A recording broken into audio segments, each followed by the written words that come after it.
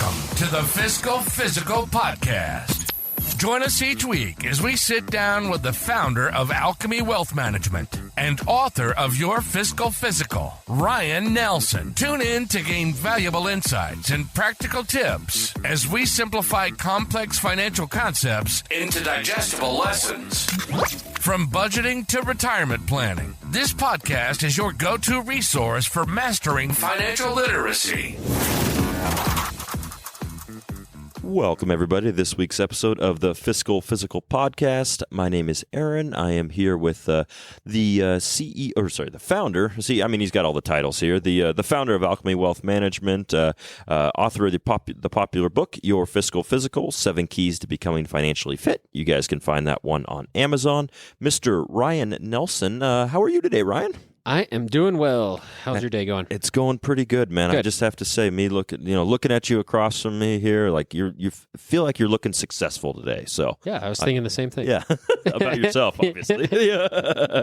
I'm in my pajamas here. But okay, you guys will never tell that. But no, we really appreciate everyone tuning in, checking us out here. We're into the 70s for these episodes. So time flies when you're having fun, and we're hoping to keep bringing you guys some joy wherever you might be listening from, all over the world, apparently. Too. Yeah. So, but Ryan, you ready to jump into today's topic? Let's do it. All right. So we are going to talk about APR versus interest rate. What's the difference and why does it matter? So, Ryan, we've talked about credit card interest rates. We've talked about, just credit card debt, credit scores, these different things. So, if you guys have missed those, please go back and check those out. Those are some of our, I think, most helpful episodes that we've done. But I was watching TV the other day, saw a commercial come up for a car commercial or a car dealership, which we've all probably seen those. And they mentioned like interest rates, but they really hammered on APR. And honestly, kind of naively, I was like, oh, those things are pretty much the same. And then I Googled it, and I was like, well, those aren't the same. Let's talk about that on the podcast here. So sure. I've been waiting for this one for you to break it down in a more digestible way. So I'll turn it over to you, man. Yeah, so the reality is they are very similar. They're not exactly the same. I would say it's one of those things that probably just like when you're out in the wild just talking to people, people probably use them interchangeably. Incorrectly, interchangeably, sure. Perfect. Yeah. But yeah, I think if you talk to like random Joe Schmo, they're probably going to perceive these to be the same thing. And for all intents and purposes, they are very similar. But so let's talk a little bit about what they are and how they are different. Awesome. So an interest rate is effectively the interest rate is like the base cost of borrowing money. And it's always expressed as a percentage. So, if I borrow $100 from you and you want me to pay you, $10 a year in interest back, we would break that down as a percentage. So we'd say $10 divided by $100, 10% interest rate, right? So it's what the lender charges you annually for borrowing, essentially. And it does not include any fees. So like if you were buying a car, you could think of this as the sticker price of the car. Okay. You go look at the car, you see a sticker price. Everybody knows who's bought a car off a car lot. Yeah. You see that sticker price says $30,000. You walk out the door and it costs you $40,000. Yeah, like, exactly. What the heck happened, right? Yeah. So you can think of interest rates as the sticker price, right? So again, does not include fees. Now APR, which stands for annual percentage rate, cool, feels similar to interest because it is again an percentage rate that's been annualized, but it includes the interest rate plus the lender fees. So like it could be originating fees, closing costs, depending on what type of product you're buying, could be different fees associated with it. But so like with this car example, if you bought the car, again, the sticker price would be the price you see in the window. Really, that might cost you $30,000. We all know when you actually walk out the door with this car, it actually costs you $40,000 after all the fees, right? So similarly, you might see something that has a 10% interest rate, but the APR is 11 or 12%. That's saying it's your 10% interest rate plus all the fees sort of calculated in and then re-expressed as a percentage. So the APR is really a more sort of robust tool, and it gives you a more clear picture of like what you're actually going to be paying because it includes all the fees. So anytime you're going to be comparing interest rates or again, comparing sort of borrowing costs, you'd want to be comparing APRs, not interest rates. So it is theoretically possible there could be two lenders, one charging 9%, one charging 10%. The one charging 9% has more fees If you just looked at the interest rates, you'd say, 9% is lower than 10%. Let's go with 9%. Totally. If you just looked at the interest rate, 9% looks more attractive. If the 9% lender, though, has more fees, it might be that their APR is 12% and the APR of the 10% person is only 11%.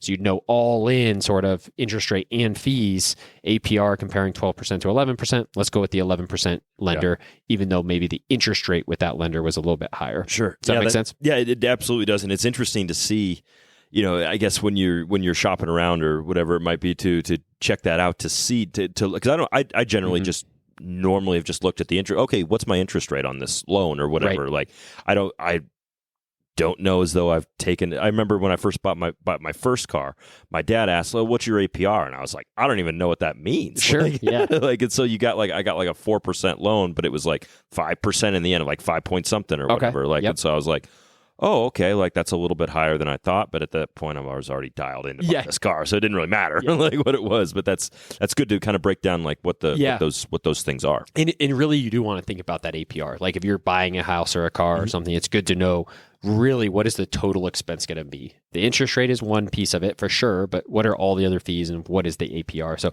again, I think gravitating more towards the APR is a more robust metric. And is that is annual percentage rate? Is that calculated like annually what you pay? Is that how interest rates work too? I don't know if that's just both are going to be annual. Okay. Yeah. Cool. Technically, you could look at an interest rate over something that's less than annual. There are like payday loans and stuff that they might charge you monthly of like a monthly rate or daily rate or something like that. So, as with most things we talk about, it's not like 100% all inclusive. Right. But most of the time when you're talking about an interest rate, people are talking about annual rates. Okay. But certainly, I do believe there's payday loans and stuff that have like daily interest rates. Yeah. Which is not good. Yeah, that would be tough unless you're planning on paying it back within hours, which is probably what you're doing. Yeah, if we're being honest, like that's go and put it all on black and then come back and pay that off, which never really goes well. But and just to confirm, is this on pretty much any commercial or any legitimate, if you would, like borrowing process, like for most things? I mean, you could, in theory, an APR kind of applies to anything. You could, even if it wasn't provided to you, you could calculate your own, right? It's just going to be the interest rate plus all the fees, then re-expressed as a percentage interest. So APR would apply to anything. Now, that being said, like any legitimate purchase, they're probably going to have the AP there. Sure. There. It is advertised a lot, but if you ask, they should be able to provide it. So any like vehicle purchase, home purchase, any large financing decision, the APR should be provided to you. But if not, it is theoretically something you could calculate for any transaction. Yeah. That's a big piece too, right there. What you just mentioned is asking questions. I think if you're going to be making a financial decision, or you're looking to borrow money or borrow something to buy something, get all the information out there for sure. Because like if no one's going to look at you and think you're stupid for asking for the APR. Cool. Right. I see the interest rate here. Can I compare the APR? Like one that's going to be like, okay, maybe if it's not fully advertised, you might not be what you want to do, but just ensuring you have all the details up front so you know exactly what you're going to be paying. Because same boat with the car, like, you go in and it's $30,000 advertised. You're like, cool, I have $30,000 to pay for this. And then you're like, oh no, I don't have $40,000 to pay for this. But at this point you're already in. Yeah, exactly. And if they come back and they just say the APR is the same as the interest rate, then perfect. There's no other additional fees in there. That's great. So it's possible the APR and interest rate could be the same, but oftentimes they're not. Oftentimes there's some sort of fee there. And so, it's good to get a feel for how that calculates in. So sort of in summary, interest rates are the cost of borrowing. APR is the cost of borrowing plus fees. So a little more all-inclusive. Yep. And so the APR is a better tool to use to compare, right? Compare rates when exploring things like mortgages or loans or credit cards. And so, I think a good practice would be just to always ask whoever the lender is for a breakdown, and just, always ask for like more information and ask them to explain it to you. Yep. I think that's solid advice, hopefully, or at least something to kind of think about when you're going into these situations. And hopefully you guys now learned a little bit like I did as far as what APR and interest rates are, differences, similarities. Now they're kind of connected there. So let us know, guys, if you have any other questions on this. I know that Ryan and I would love to talk about this. Please direct them to Ryan. But for now, go ahead and hang tight. We'll be right back on the other side of this. And now, to put the personal in personal finance. Welcome back, everybody, to this side of the Fiscal Physical podcast. We are into the personal section. And Ryan, today I got a food question for you. Do you like food? I love food. Had a baby. Do you like food? Yeah, it's all right. Yeah. No, love eating, love food in general. As I'm getting older, I think I'm only appreciating it more too. So sure.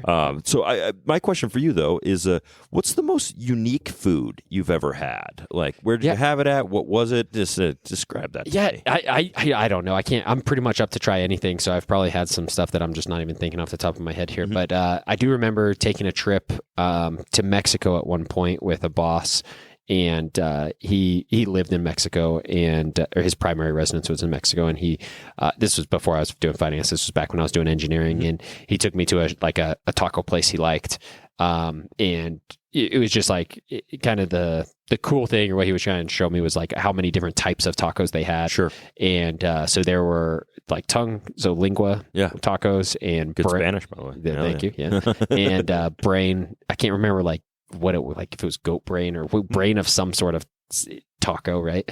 So I tried both of those. So tongue and brain are both, I guess, fairly unique. Yeah. Oh yeah. Yeah. What about you? Yeah, that's it. Yeah, that's it. So two stories come to mind. You're in actually one of them. So when you and I went to Colombia in 2014. Sure. So like 11 years ago, which is crazy. But we went to this restaurant down there one time, and there was tongue on the menu. Sure. Yeah. And it was and I was like, I'm got to get that. I think 2 or 3 of us ordered it, and it was just this monster tongue, a slab of tongue, and I was just like, whoa, this thing is huge. First off, I was like, it had to be like inflated or something like that. But I guess it was beef tongue. And I had that. And I remember just the presentation of that on the plate.